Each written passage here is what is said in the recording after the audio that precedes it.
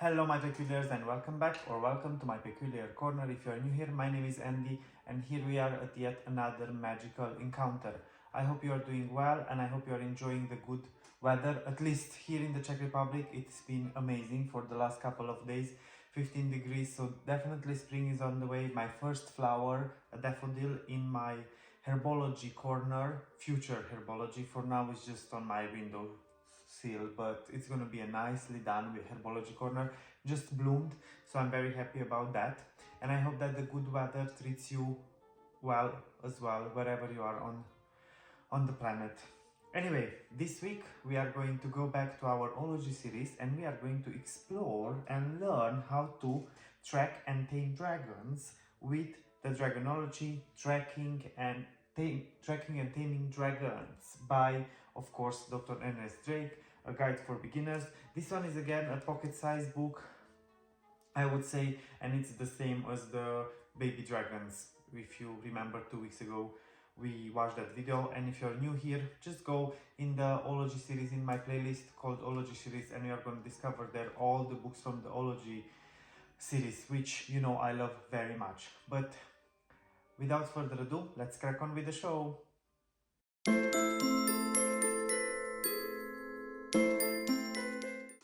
Here I am back from the Peculiar Library with a beautiful copy of Tracking and Taming Dragons, a guide for beginners. As you can see, we have a bit of a, well, this is silver foil more than gold foil, to be honest, but nevertheless, it's very beautiful.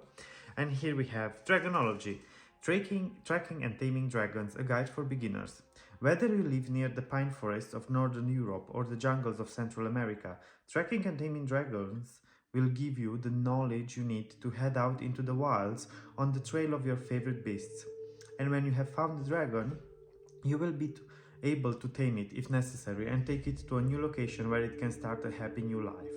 Now, as you can see here, the price was $5.99, but I got mine on secondhand on worldofbooks.co.uk, and unfortunately I have one piece missing, but that's fine, you know, it's just one little letter, I guess, at the end. But if you own this book and if you know what that little letter at the end of the book is, just let me know in the comments. I would really love to know that.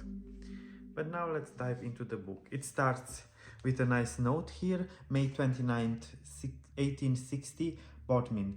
Starting my investigations into the so-called Beast of Bodmin. I just had time to copy these tracks that I found by the roadside before it began to rain and they were washed away. I have a feeling that they were made by torture in order to trick me. If you look carefully, it is obvious that they are the same footprint over and over again. I wonder if he made them by hopping. And you have the nice footprints here. And here we also have beautiful illustration and also, of course, the note this book belongs to, so you can write your name. I want to write my name on it, but when I have the time, because I really want to write it very nicely and flourished and everything. And then here we have the contents. You can just pause, and then again a beautiful illustration of a dragon. Now, of course, it was published by the Templar Company, publishers of rare and unusual books. And then here we have a nice illustration of the Dr. Ernest Drake, and it says, keep a lookout for obvious signs of recent dragon activity. It seems like somebody trashed his study, and definitely that was a dragon. And here we have an introduction to Dragoncraft. Then we have how to start out, for example, where to start the tracking, how to compare dragon tracks. For example, here we have a comparison between knacker tracks and European tracks. You can just pause and read if you want. Then dragon habitats, and we have them explained here. We have, like, for example, mountain, desert and savanna, icy regions, and we have a bit of like explanation here. We have lung dragon and European dragon, an Indonesian lung footprint. We also have the poo-poo of a European dragon, and then here we have a wyvern and frost dragon in the icy regions. Then we also have a jungle, and then outback we have woodland. Probably that would be my favorite environment because I really love forests and woods. So Here we have tracking techniques. Here it says a tray of modeling clay or putty can be placed on any path used by dragons to record footprints. And here we have a nice illustration, and you can see how that looks like. And then here we have plaster casts, a tracking plate, explained.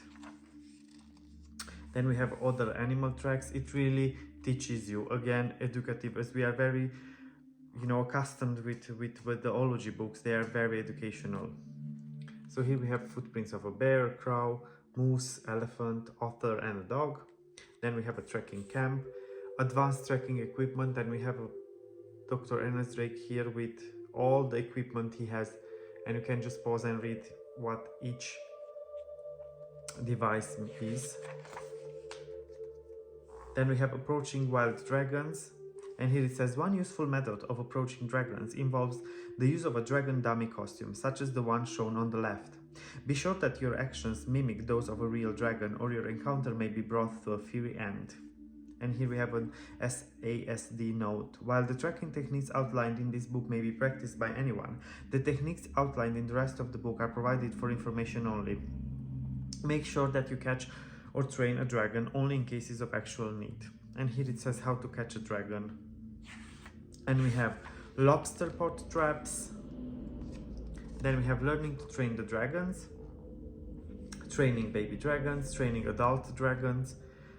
Then we have a dragon training equipment. Again, I will just bring it closer so you can pause and see.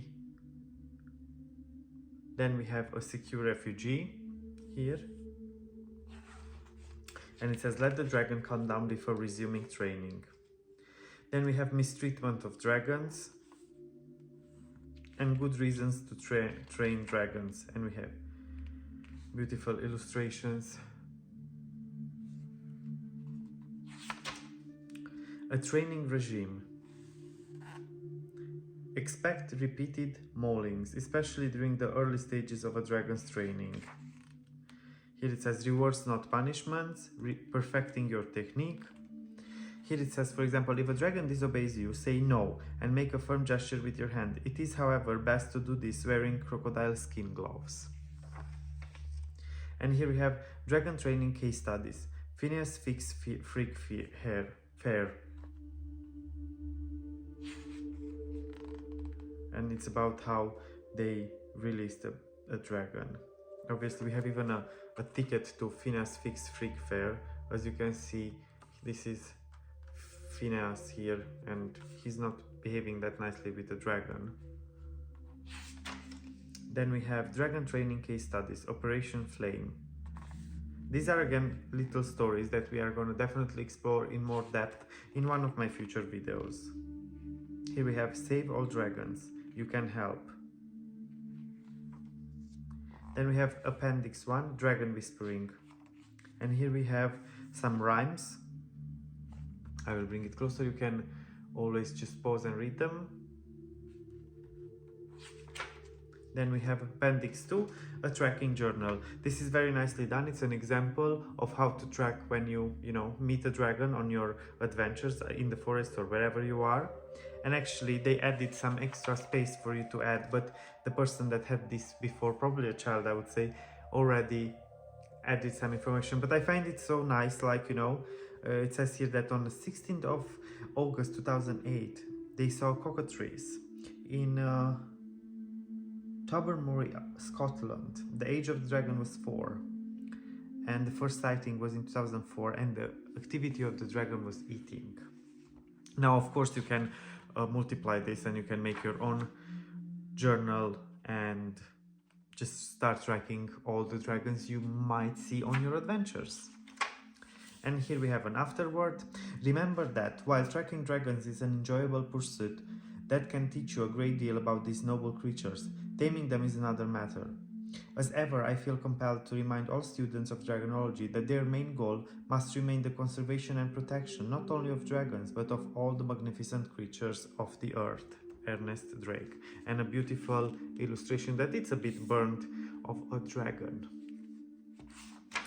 And now, at the end, as I said before, we have this envelope here, but mine was empty, so I have no idea what was inside. But again, if you own this book and you know what was inside, let me know in the comments. I would really love to know what was the missing piece of this book. Anyway, I really hope you enjoyed this book. Now, the pocket sizes, there is another, it's like a collection of 4 books. They are very small. It's called Dragonology Pocket Adventures or something like that. We are going to go through them as well. And those are really stories, but they are written in a way that you go and at some point you read, and at some point in the story you are just going to have like multiple choices, and depending on your choices, you know, the story goes in a certain direction, which I find super interactive. We are going to do that as well. And also we are going to have my most favorite book probably of the Dragonology part, which is actually a compendium of dragons. I always forget the entire name of it because it's long, but that book was very hard for me to get, and when I managed to get it, I was like, wow, because it looks like I don't know, like an encyclopedia. All of these are encyclopedias about, you know, dragons and magical creatures and so on, but that one is, I don't know, specifically magical. You will see what I'm talking about when we are gonna do the video on that. But until next week, don't forget 2 very important things. Stay magical, stay peculiar, always. Bye for now.